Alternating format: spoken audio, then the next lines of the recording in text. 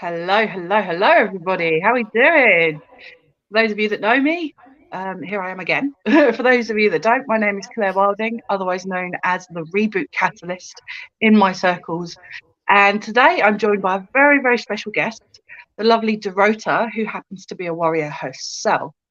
And we're going to be discussing the very topic of self-care after narcissistic abuse.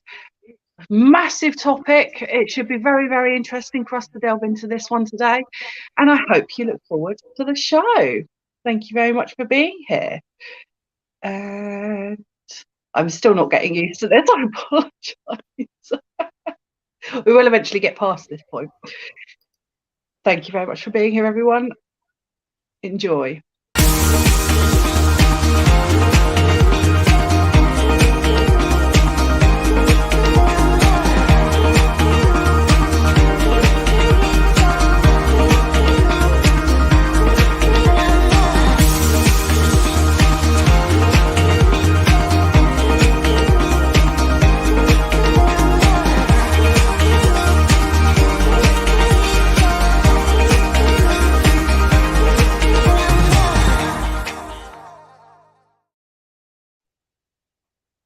Hello.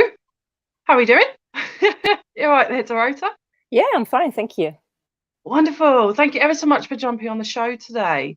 It's a pleasure, absolute pleasure to have you here, and certainly talking around such a kind of vast subject that we have today. Could you first of all start with telling us a little bit about yourself and what you do? That'd be wonderful. Well, my biography is full of drama, but I will try to keep it into a nutshell. So I am an artist, but I am a reborn artist, meaning that I have turned to art after a massive mental health breakdown in 2019. And as I noticed that creating art was healing and helping me, I am doing art every day since then. Wow. And I also advocate about ill mental health and breaking stigma around it via my art. So I am currently, of course, working as well, because we know that artists have difficulty meeting ends, living only from art. But I do a lot of art, and it's a lovely experience. And I think that this was the element that I was missing for almost 3 decades. That made me really unwell mentally. So I can happily say that art is my medicine, really.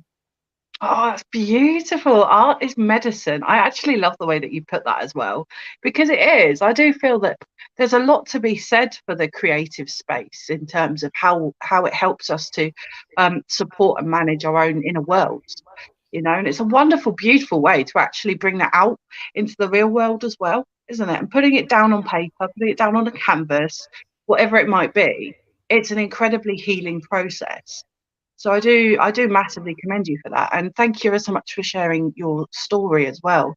My goodness, that wasn't even that long ago, was it? That a few years ago? Yeah, I had a massive postnatal depression after a near-death experience due to medical negligence after giving birth to my last child. And I underline last. I have 3 kids. I have 2 teenagers and a little toddler who is now 3.5 years old. Oh, wonderful. And it was my, and this is part of the story that may interest you, that my latest child was a kind of attempt to experience motherhood in a way it should be experienced. So in a loving relationship with 2 parents, loving each other and doing it together. Because my 2 first children are born from the relationship I had with their dad a long time ago. So the eldest is now 19, the middle child now is 16. And I had those boys with narcissists. So there is a lot of trauma around my motherhood then. So my little girl was this attempt for, to experience it in a lovely way rather than very traumatized way. Yeah, I completely get that, and thank you ever so much for touching on that as well. Certainly from, I'm going to say this, my own experience, I can imagine, and I have experienced, you know, the effects of having a parent who is narcissistic. So it's incredibly difficult. It's incredibly painful, and to be honest, it's taken me. I'm nearly 30 now. I'm actually 30 next month. It's taken me probably the best part of about 20 years to actually kind of make sense of it, come to terms with it, and have a better relationship with myself following it. You know, from having that from a young age, you know. So my parents split up when I was 8, so a long time ago. And obviously following that, I had a very, very challenging relationship with I don't even refer to him as my father really anymore. He's not really my life, and by my own choice. And it was very, very traumatizing for a long time. It was very, very difficult for me to try and establish a relationship with him, and much so more maintain a relationship with him.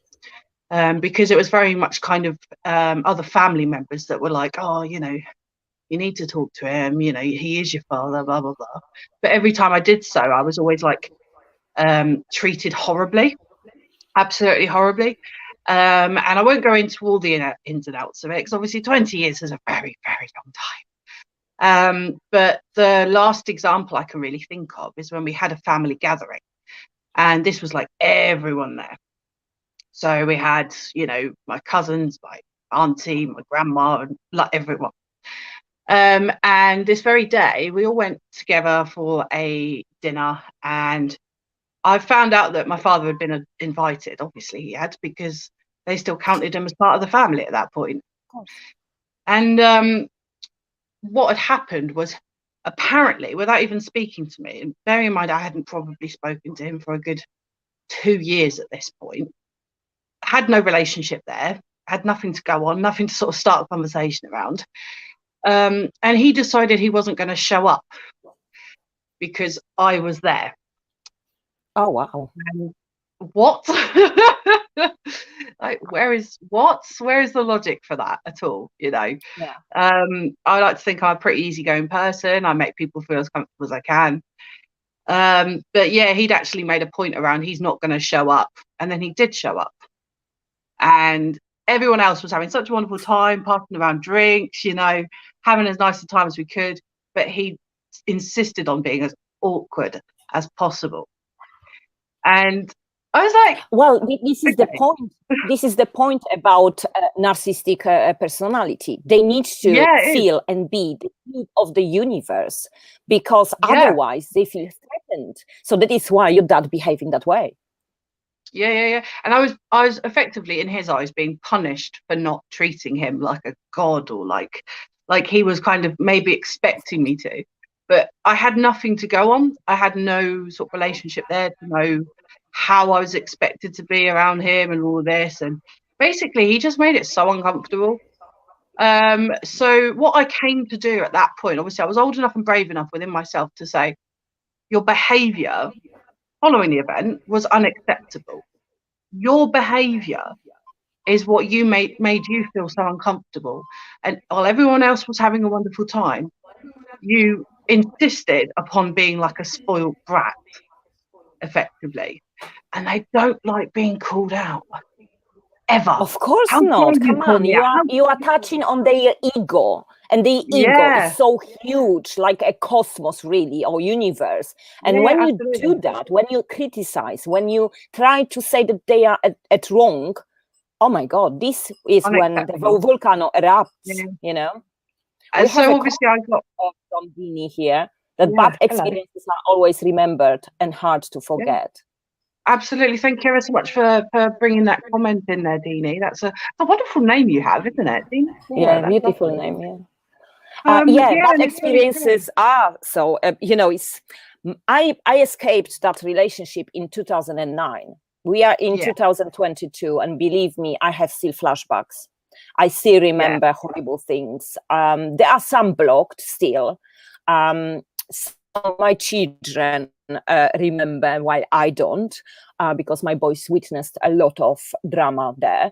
And yes, But you know what? Perhaps it can serve as a safety measure, because if you remember that experience, you can then recognize similar aspects of scenario that may happen in the future, and then it can prevent you from going into it. So although they are so bad and so traumatizing and so hurting, maybe when we look at it as, I can notice the signs now because I experienced that bad scenario. I am smarter now. So although, it's difficult to forget, and I wouldn't lie, you probably will never, ever forget. But you can treat it as a kind of guide of how to recognize similar situation around you.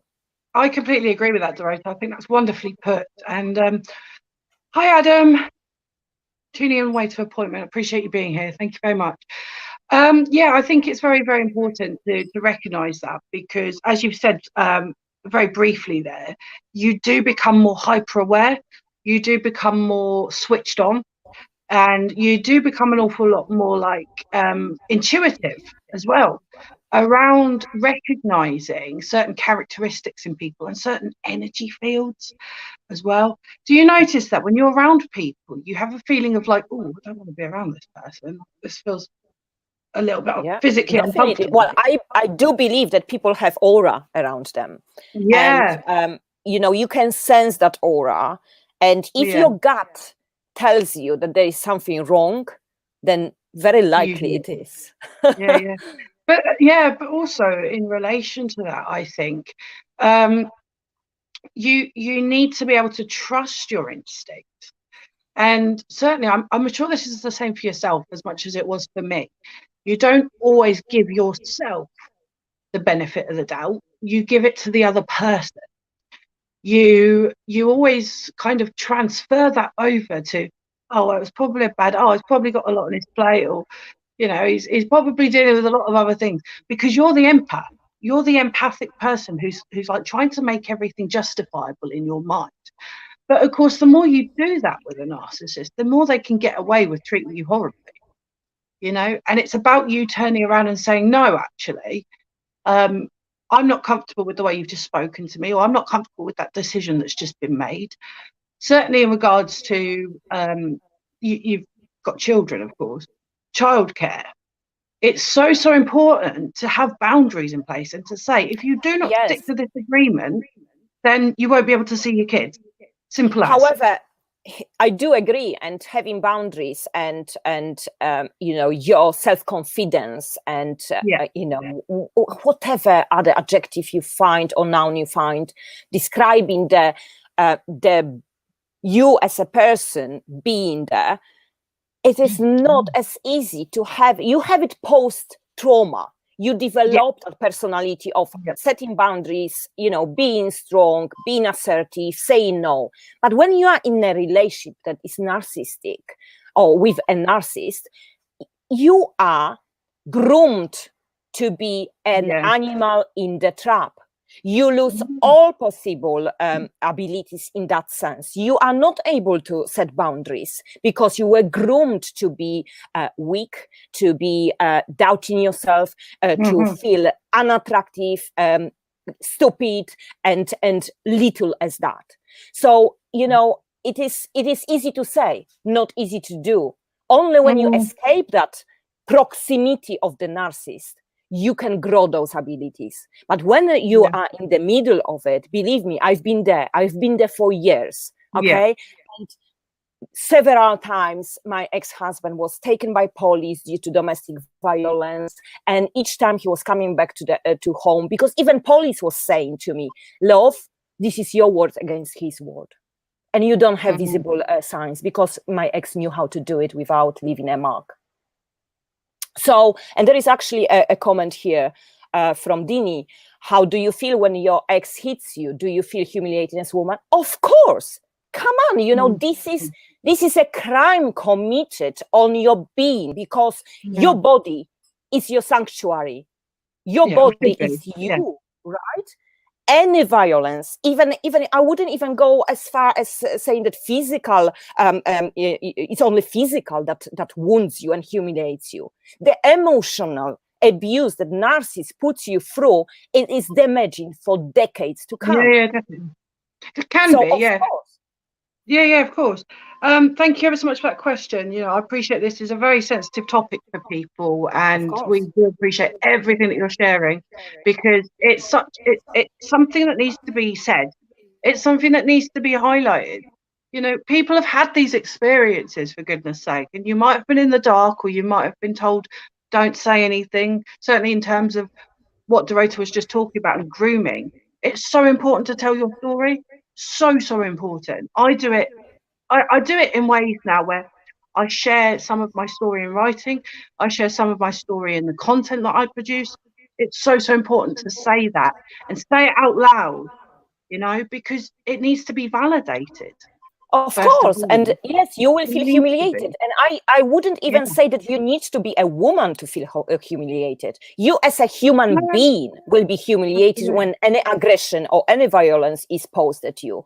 But the point is that it's not easy to escape a relationship like that, because yes, they use violence, they use emotional violence, they use very often financial control. I've been there.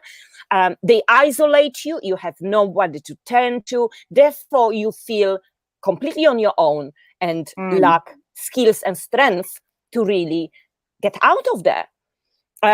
It took me several years to escape that relationship. And you know what is the problem? Society is the problem. Because you know how society perceives women who are in abusive relationship?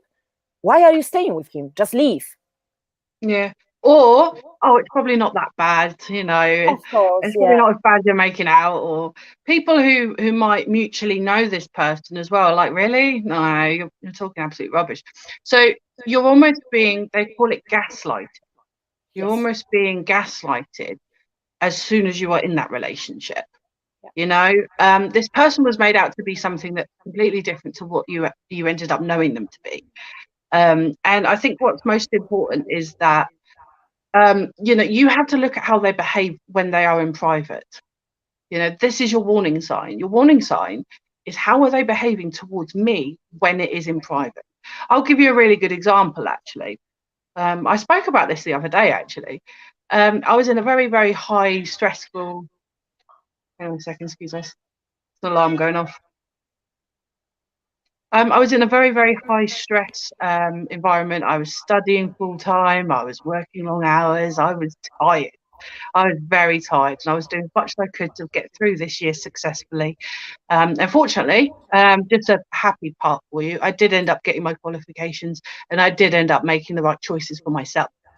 But all of that aside, the journey I went through within that year was incredibly difficult. I once, at one point, here's a great example for you. I was at a university doing what they called a discovery day. Okay. Now, discovery day is where you go along, you discover what the campus is like, you get to know a fellow cohort of students that are likely to be studying with you, and you basically go around, look around, get to meet the faculty, and so on and so forth. And then they sit you down and give you like a couple of exercises to complete.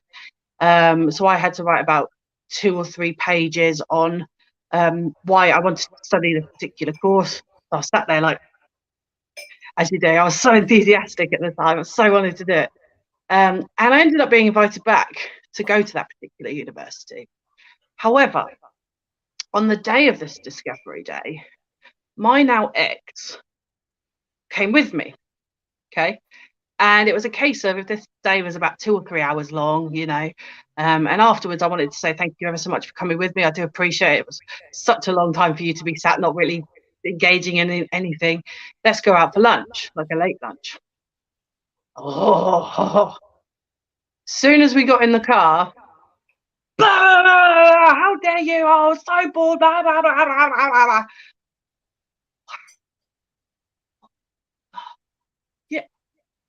You just kind of go, has a switch just been flipped? It's like, what the heck has happened to you?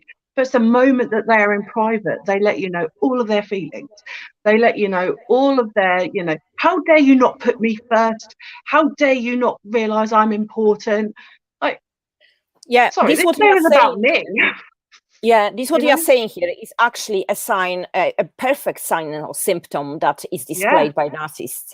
They Yeah, are charming men or women, so charming that in to the some pub extent. they will Yeah, sing songs about you, how beautiful, how smart you are, how yeah. so the society, community around you will think, oh my god, this man really loves her so much, it's his word. But it Mm. only happens for the show, Yes. because it's another technique of grooming, that everybody around you will believe that he is such a charming man, such a loving husband and father, that whenever you pose any concern, they will say, no, you must be going into Mm. Lululand.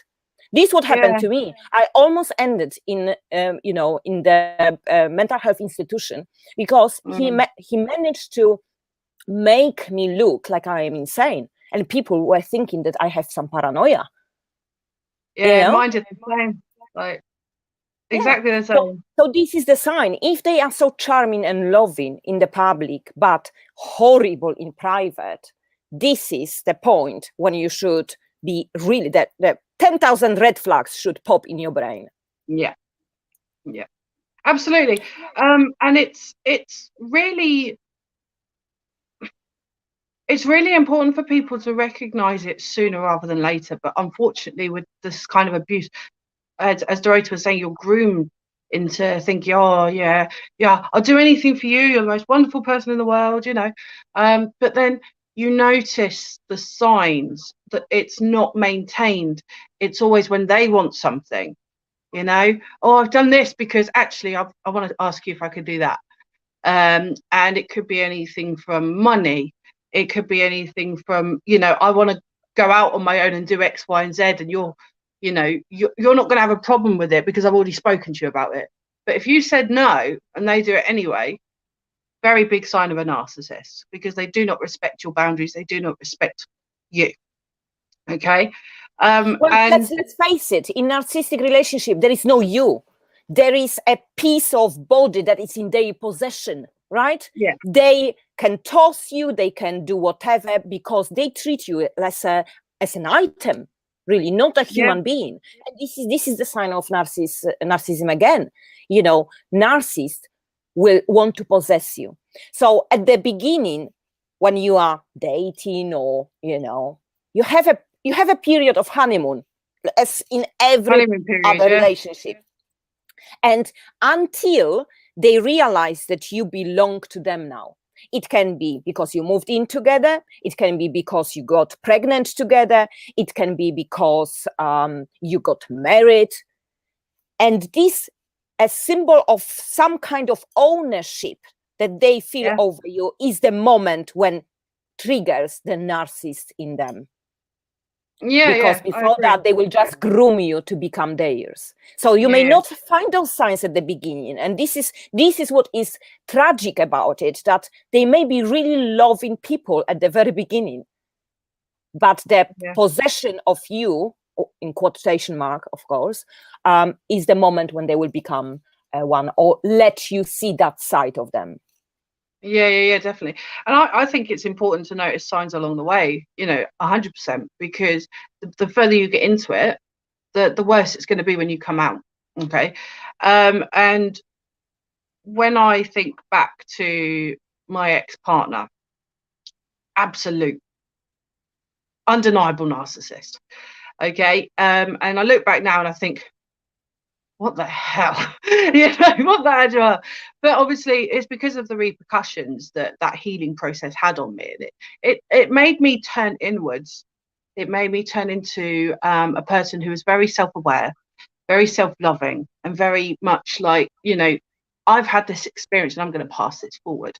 I'm going to say to people, if you ever end up in a situation like this, I know exactly the kind of process that you need to go through in order to start loving, being, and appreciating yourself, and stop allowing other people to get past those boundaries. So important. And I do actually do, I've got a program out at the moment. It's about completely revamping your mentality after narcissistic abuse. Okay. Yeah, because you really need a reboot system in place after the relationship like that. And I would like to acknowledge one of the comments, because although it's extremely sad, I think that we need to say something about that. And Dini refers to her previous comment about feeling humiliated as a woman, and she's saying that it wanted her to die, that humiliation, that violence. And of course, Dini, that's natural. I have attempted suicide several times during my relationship with my ex. Nobody knows about it, really, and I'm not going to share the details here, but it's natural reaction. Because imagine you do not exist as a human being. You feel like an item, and they have the power over you so huge, so overwhelming, that you prefer to not be there, because you do not see any way out. Why? Because narcissists made you feel like that. Narcissists build the wall around you that you cannot climb, you cannot jump over, you cannot break through.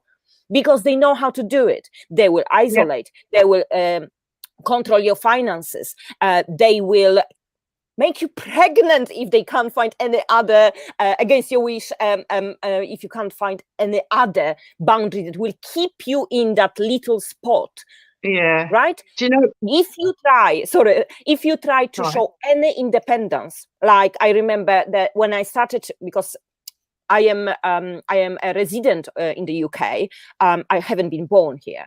So when I established myself somehow and started to do little jobs, this is when it hit the most, right? Why? Because I showed him that I am becoming independent. I'm meeting people, right? People, a big threat. And if they happen to be males, even bigger threat, right?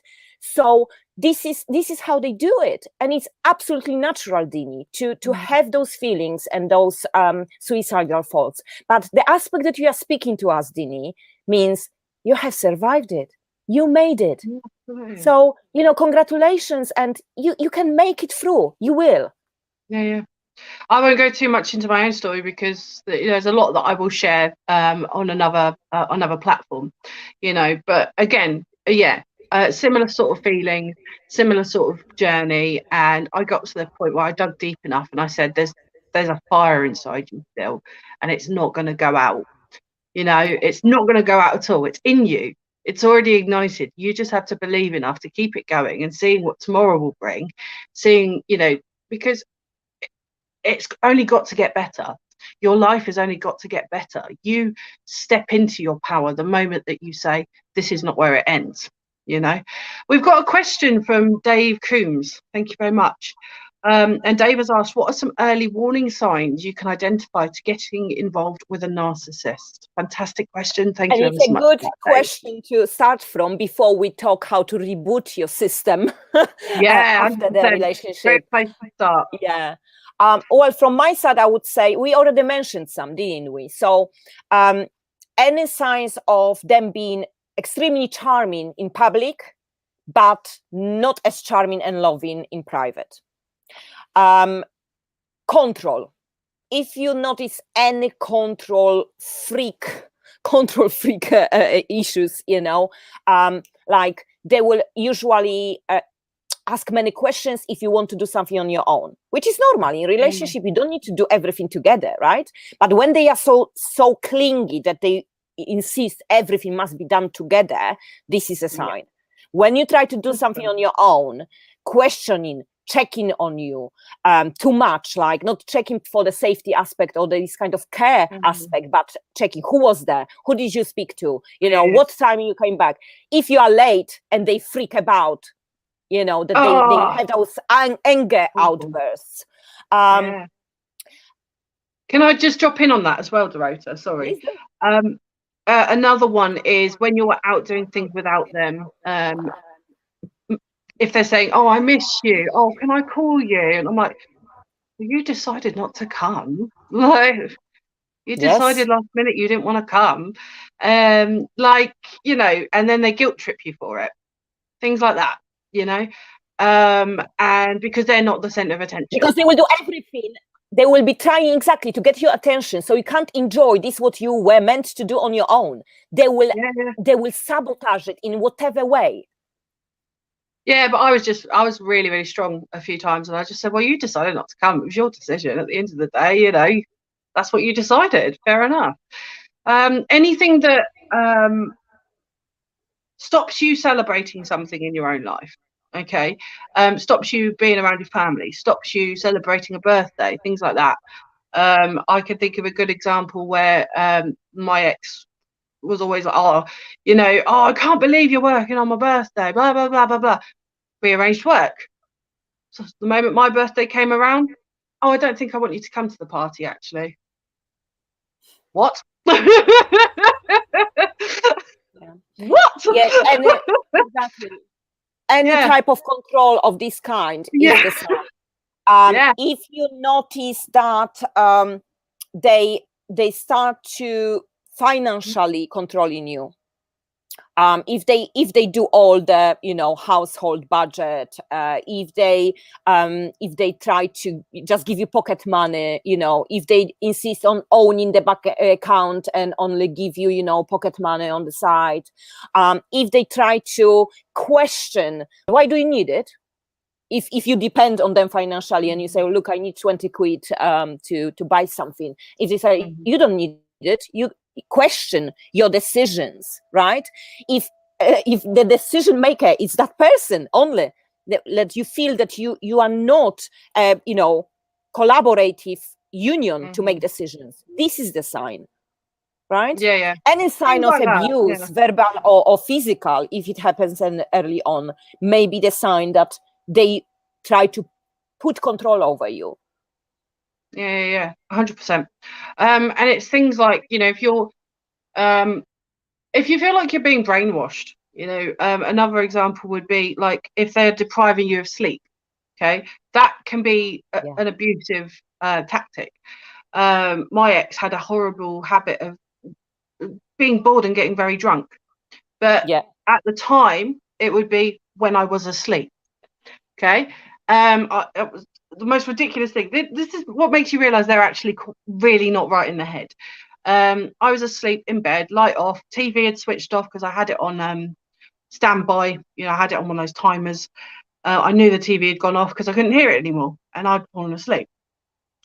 So my ex comes in the bedroom, TV's blaring, loads of loud music, lights on, pissed out of their mind, right? Sorry, I shouldn't have sworn. But you get the idea. Oh, you turned the TV on. You did it. I was asleep. What are you on about? Like, the TV was off when I was asleep. How on earth have you got this in your head? And then, of course, you know, got to the point where kept having that same conversation, blah, blah, blah, all over the place, tried to trap me in the bedroom, tried to like collapse and pretend passed out, whatever. I still managed to pick her up, put her on the bed. I'm going downstairs to sleep, you know, because she actually literally looked like she just passed out. So I was like, okay, right, well, unconscious person on the bed, you know. But at that point, I was just like, I just need to sleep. I've got an early start tomorrow. What the actual heck is going on here? Went down to bed, and then next day I said, right, I'm not going to talk to you about this at this point in time. However, there are a number of things that I do need to address. Now, the moment that you start having that conversation, they start blaring back at you. That is a very big sign of a narcissist. They don't care about what you're saying. Oh, you should have understood because of X, Y, and Z. You don't deprive someone of sleep if they've got work early the next day. There is nothing to understand about that. Your behavior is unacceptable. A very subtle abuse, right? And they will say, oh, I'm sorry. Next day, I'm sorry. They will be very apologetic. I just was drunk, right? They will find the justification of their behavior in whatever they can, or they were too tired, you know, or they were hungry and grumpy because of that, whatever it is. They will try to justify, and they will try to buy your forgiveness. This is also a big sign. And then it happens again, and it's like that's a thin apology, and it happens again. Yeah, definitely. And at the very early stage, it might be just a bit too needy. Like they will constantly message you, like they will bombard you when you are like dating, bombard you with messages, constantly needing your attention, and it very feels good at the beginning, right? Because you think, oh my God, you know, he needs me, meaning he loves me, and you know, whatever. It will make you feel good at the beginning, and it's very easy to fall into that trap. But too needy person at the beginning is usually a narcissistic sign. It's because they try to get you addicted to the love drug. Yes. And the love drugs are things like oxytocin, dopamine, serotonin, all those wonderful feelings in your brain that you get when you think you're in love. They play with them, get them charged, drop them down, get them charged, drop them down. So you begin to be addicted. It's basically like a drug. You know, your mind and your body is creating these chemicals all the time, and these are the purpose that they serve. If they can play with those emotions and then, you know, act like nothing's ever happened, then they will get a sense of control over you, because they will get you to do whatever they want. Now, this was my standpoint at the end of things. You know, I moved away across the country to get away from my ex-partner. I focused on the things that I wanted to do. Sorry? The further, the better. Yeah, definitely. Like, just drop and move on. That's what they will have done with you. You drop and move on. And, you know, you deal with it afterwards. You deal with the emotions, you know, all the other things that are happening afterwards with people that you trust. Now, trust is a very difficult thing to do when you've been in this kind of relationship. I got to a point where I did not trust a soul at all. I had about 2 people in my life at one point who were really keeping an eye on me and really, really helping me to get through, you know, and I'm still to this day incredibly grateful for those 2 people, you know, because I wouldn't be here otherwise. And, you know, the self-care has to start with you really sitting down with yourself and going, why did I attract that person into my life? You know, why did I attract such a toxic individual? What about me? You know, it's not about pointing fingers. It's not about pointing out flaws. It's about saying, what about me in my needs attracted that kind of person into my life? You know, and working on it. You've got to heal your wounds. You've got to think about, you know, all the times that you felt slighted over things that have happened in your life. You can see repeat patterns. That's a really good place to start, because you can ask, why did that happen? Why did that happen? Why did that happen? And work it all the way back to when it first occurred. And you might realize that was at an age of about 12 or whatever. But work it all the way back, and then you will realize where a lot of those needs that you had, that you thought were being fulfilled by this narcissist, actually come from. They come from you. They come from, you know, the energy that you're putting out. If you're feeling like a victim in a situation, you know, it had to have started somewhere. If you're a people pleaser, it had to have started somewhere. Why do you do this? Are you insecure in yourself? If so, what are the areas you're insecure in? Because it's so important to go right back and to actually say, right, I don't want to be like that anymore. You know, and working on healing those parts of yourself that you have allowed to attract this kind of person into your life.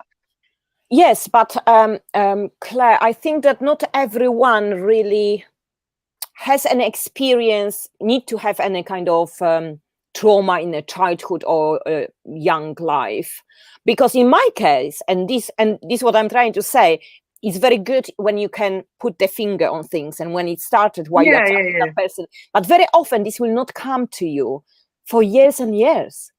Yeah, it hit me recently. You know why?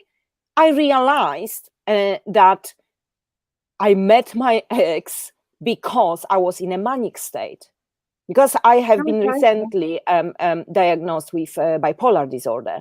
Therefore, I had to do a kind of, you know, reflection of my past life. And I started to see what you said, pattern, you know, this lovely wave that, you know, of up and down. And sometimes you will go to that, you will get trapped in that kind of relationship because of some events in the life, or because of certain personality that you have, or certain need that had to be satisfied, because you need to understand that narcissist will love you and put you on the pedestal.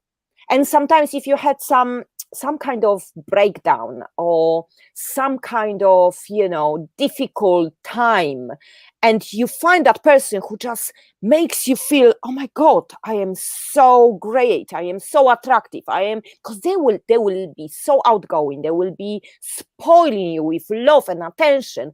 And very often it's just that need that you need after certain events, when maybe something went wrong, you know, and you then meet them and they give you that what you needed, and you easily get into that trap, and then everything collapses, and then it's usually too late. So, you know, it may be something in the childhood, and you might be able to put the finger on it, but from my experience, you may not be able to, and it's fine. It's fine as long as you start rebooting your system, because they made a lot of damage, right? You are at the bottom as a human, as a woman, as whatever, or whoever you associate with, right? And you need to make steps to reach the optimal state of your mind that allows you to find a healthier relationship. And the worst you can do is, when you escape the relationship, to jump into a new relationship. To reboot your system, you need a period of time when you can work on yourself, like you said, when you can go back on the timeline and try to pick little puzzles of how we ended up there. Definitely. And I'm agreeing with that completely, because obviously we all have slightly different experiences of things, and our interpretation of things is always going to be slightly different. But everything that you're saying at the moment, Dorota, is really important with that rebuilding process. You know, really so important. You have to start at a point and move yourself forward.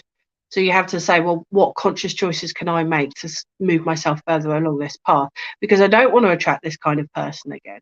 And because I know you will need professional help, Claire. Sometimes you can't do it on your own. And let's face it, it's okay. There are professionals, there are therapists who can help you do it. And the only thing you need to know, you are capable of getting out of there. You are capable of becoming you, not the item in somebody's possession. And I find that sometimes very ordinary things can start that process. So first of all, remove yourself from the surrounding and environment that reminds you about that, and I wanted to say a bad word, of that person, let's say. Okay. If you can move somewhere else, do it. If you can leave the flat you were living with that person, you do it, because every wall, every corner will remind you of the trauma you went through, and you will be still living the horror of it.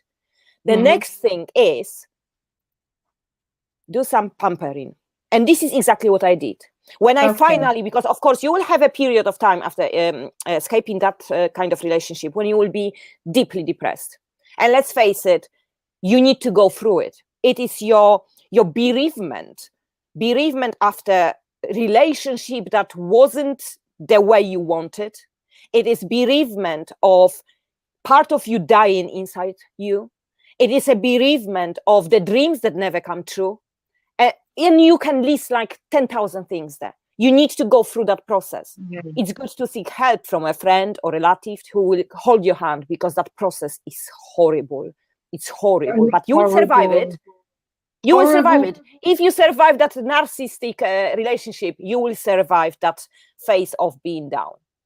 And then it's horrible, painful, and very uncomfortable. It will be very uncomfortable. And the thing that I will tell people is, if you can get through the process of overcoming narcissistic abuse, you could get through anything. Anything. I became what I describe as being my most platinum self. You know, if you think of different types of metals, you put pressure on them, you know, they might dent, they might chink, whatever. But if you get to the point where you feel like your most indestructible self, and the journey that's gotten you there has created that within you, there is nothing that will really ultimately get you down. You begin to look at life differently. You begin to give different things priority. You know, I'm not the Well, sort of yeah, person. priority, set the priority for the period of time is only you. Even Yeah, if you have children to look after, I'm not saying neglect your children, do whatever you need to do to look after them, but make sure that every day you have time to yourself only. And you yeah, know what it's good to do? This is what I've done when I went out of that phase of being heavily depressed and whatsoever. I sat in the middle of my room, looked around, and packed all the things that were reminding me about my ex and gave it to yeah, charity. Then packed all my clothes, because this is another thing that is a sign. At the beginning of the relationship, the narcissist will want you to look sexy, will want you to dress nicely, because they want to show off that beautiful thing they have, right? So they will pamper you and spoil you with beautiful, sexy, and good clothes and whatever. But when they start to infect you with that poison, they will not want you to look attractive, right? Because if you go out like that, you will be teasing other men. Other men will be looking at his possession, right? And maybe thinking about whatever they think when looking at this nice body or face or whatever. So they will start to make you feel uncomfortable with whatever clothing. You will be able to wear that clothing only when going out with them. And on the other moments, you need to wear baggy clothes to, cover that may entice others. So, and it really happens. It happens so gradually and so slowly that you do not see it until it's too late, believe me. yeah. So I then packed all my wardrobe, and believe me, I don't know how I've done it, because I was on very in very tragic financial situation, but I packed all the clothes and gave it away to the charity. And then I had no money, so I bought myself 2 tops and 2 leggings or trousers, I don't remember what it was, and wore them until I had money to buy other clothes. But those clothes that I bought were nice clothes that I felt good in them. They were fitted clothes. My body was, perceived as part of me, that it's beautiful and should be cherished. So very often you need to do a kind of rebooting of the outside first before you go in there. Make yourself look nice to yourself. Put makeup on if you don't before. Buy yourself new clothing and stuff like that. Because when you make the appearance, the outside appearance nice, and anytime you look in the mirror, you say, I'm not too bad. This will help the brain to start thinking, you are worthy, you are beautiful, you can do it. Because we need that visual stimulus for our brain to start working on the wiring inside there. Absolutely. And it's also about, when you're saying you're beautiful, you're fabulous and things like that, affirmations. Of One of the course. first things that I was encouraged to introduce into my world was positive affirmations. And I was given 5. Okay. I got to choose what they were, but they couldn't obviously be anything negative. So I think I said, I am beautiful, I am kind, I am strong, I am worthy, and I am going to do this. And every single day in front of that mirror, I stood there and said them every single day until I believed them. And then my entire demeanor changed because I genuinely believed what I was telling myself. And things like journaling, keeping a diary, keeping a book, whatever you want, write it all down. Write everything that you're feeling, everything that you're thinking, and you either keep it to reflect back on later or you burn it, because that is your healing process. Your healing process is a really, really great way to recognize what you're actually feeling, validating what you're feeling. And like I said, either looking back on it and being reflective on it, or getting rid of it so you realize, I'm not going to feel like this anymore. I'm going to just get it down, burn it. Get it down, burn it. However you choose to do it, completely up to you. But the most important part, of course, is that you learn to love yourself again. You learn to really say what you deserve. You learn to love your life again. You learn to look forward to every day. And that is the process that you ultimately have to, go through to get there. Now, obviously, I've spoken a little bit around a program that I'm doing at the moment. And Dorota has said so many fantastic things. Yeah, it's amazing with how much you've been saying. You've actually been touching on a lot of the points that are so important to cover. So thank you so much with that. And what I'm going to do is I'm going to drop a link in the chat. Okay, I'm going to do that very shortly. Hopefully, it's just going to paste over. Paste. Okay. There you go. Pasted. Yeah. Yeah, thank you. That's a link to a masterclass that I'm doing this coming Saturday, 7 p.m. Greenwich Mean Time. Okay, it's free to attend. It's going to be full of details around what I'm actually going to be covering within this particular course. Okay, and of course, anyone who has been through the process of beginning to heal from narcissistic abuse is welcome to attend. Okay, is it free? Yeah, and it's free to attend, free to show up if you have any questions or any. And I understand it's virtual. Is it virtual type of course? It is, yeah. It's going to be held on Facebook, so it should be nice and easy for people to jump in. And of course, if anyone has any questions or anything else that they would like me to speak about afterwards, you're most welcome to drop them in. But this is an introduction about the program that I'm doing at the moment. So I'm going to give you some insights around what it actually involves. And of course, if you have the means and you are interested in partaking, you will be given all the details that you need there.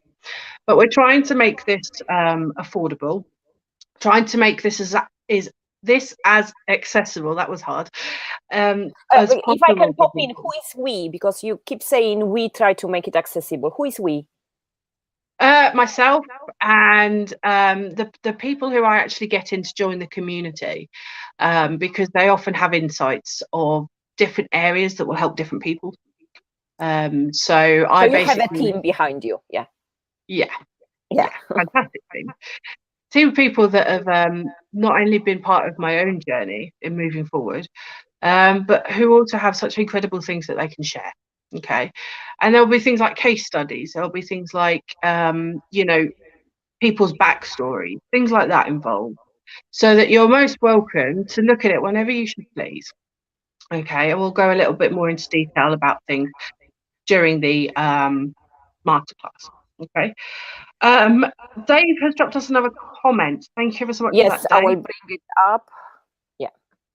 So Dave has said, what if you have a friend or family member who is in a relationship with a narcissist? Is there anything you can do to help?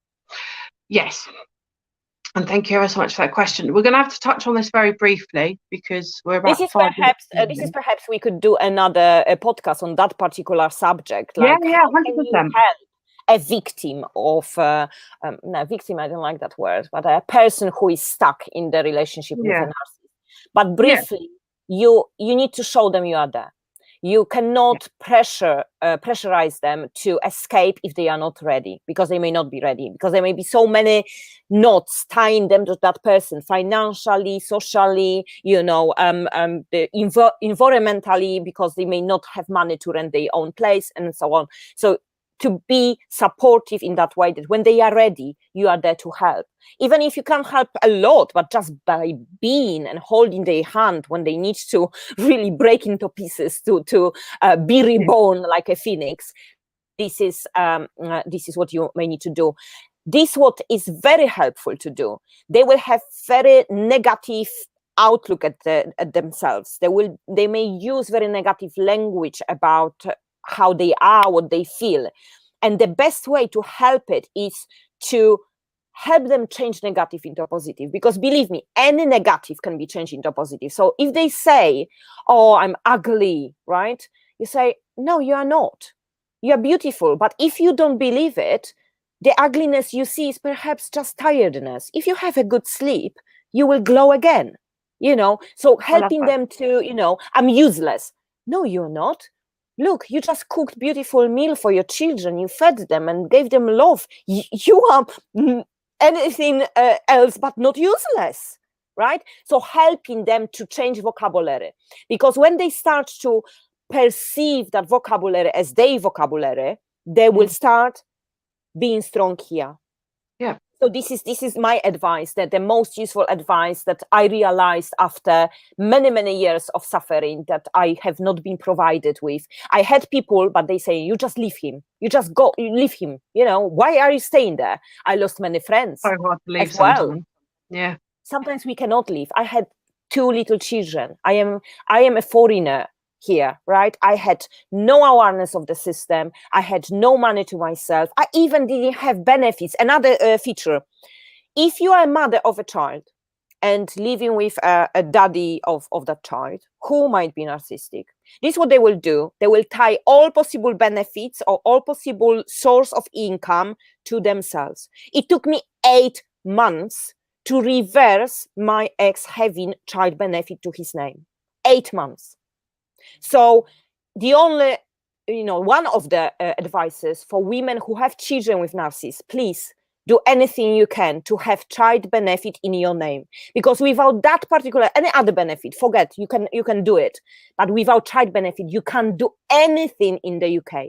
If you don't have child benefit, it's like you don't have children in this country.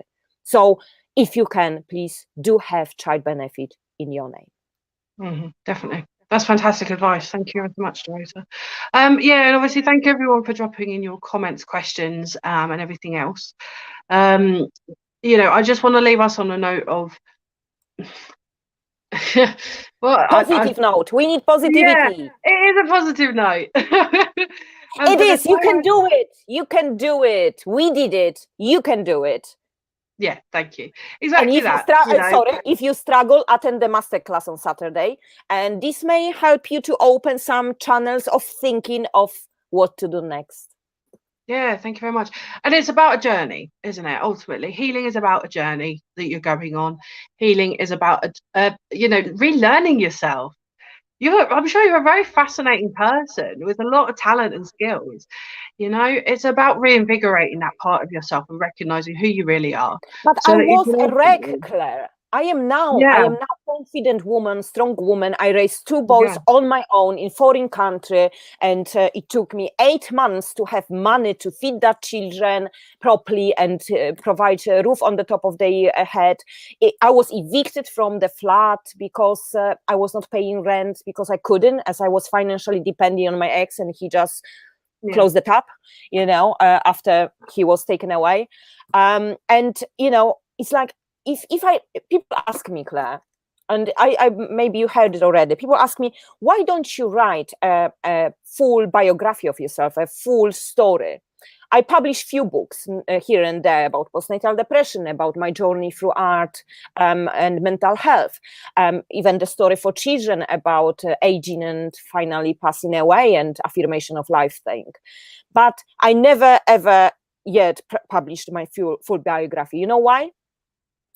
Because my life is so full of shit, and sorry for my French, so full of drama and so full of things that happened that people would never ever believe that it's non-fiction. Wow. But I am here speaking to you. I am living my dream of being an artist, although I still need to work, don't get me wrong, but I am doing it. But it took me years, it took me a decade to be where I am. So this is what I would like to say to anyone there who is in narcissistic relationship: escape, grieve, heal, and arise like a phoenix. It's amazing that you just said that, because I actually called my coaching it's got Phoenix in the title. Wow.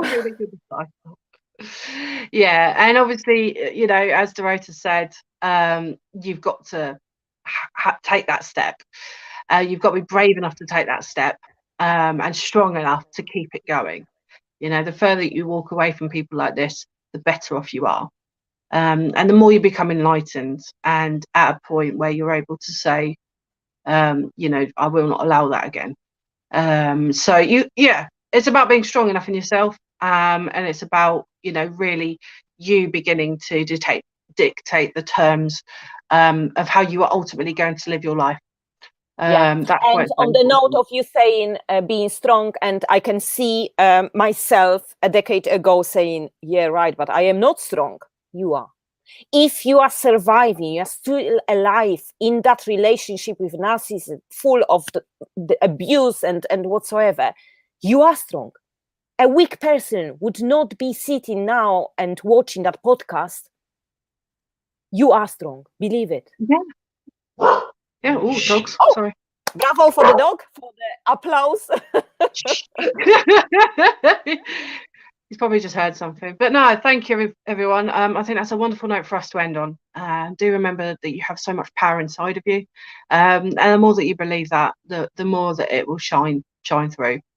And click on that link that Claire shared in the comments for Saturday class, because I think that it's a fabulous thing to participate in. Thank you ever so much, Dorota. It's been an absolute pleasure having you here. And wonderful to have you all here on another Reboot with Claire. I will be back again next Thursday at 11 a.m. And in the meantime, take care, everyone. All the best. Bye. Bye.